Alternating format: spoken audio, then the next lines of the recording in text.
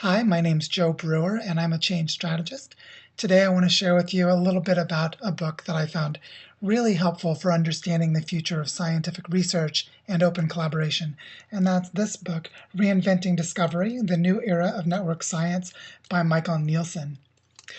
Now, this book goes into the rapidly changing landscape of scientific research with the advent of new digital communication tools and the information architectures that enable massive scale collaboration that was not, frankly, possible even just a few years ago.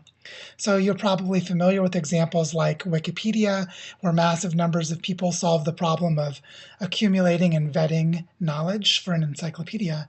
But you may not be familiar with the very rapidly growing movement of citizen science or the areas of what are called big science, which are places where thousands of researchers come together and share huge data sets and collaborate on big projects. So this book, Reinventing Discovery, explores the question, how will open collaboration be used to solve the most difficult problems confronting humanity? So two examples that I'll share that I think give a sense of what this book helps us all understand better. So one example is the example of Galaxy Zoo.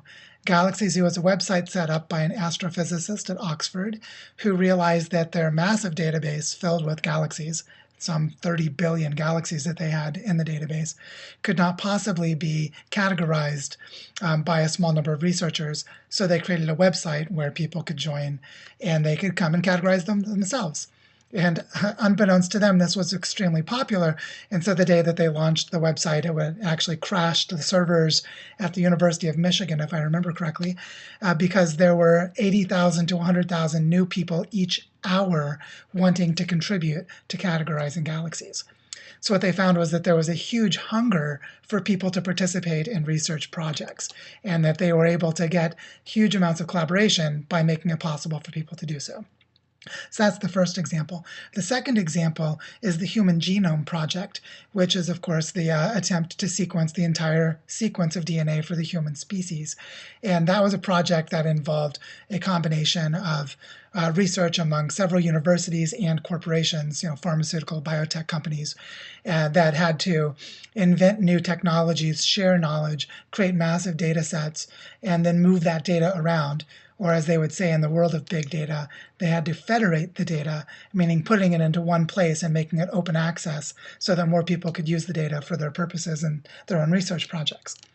So this kind of massive scale collaboration, whether it's in society writ large for open or for citizen science projects, or for academic and corporate research, as with biotechnology and pharmaceuticals development with the Human Genome Project, these kinds of collaboration processes can teach us a great deal about how to bring large numbers of people together and solve problems that, without that collaboration, would have been impossible to solve.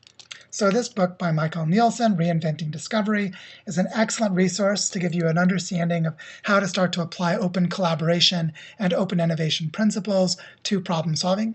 And you can use this for societal problems like ridding the world of poverty or changing the global financial system.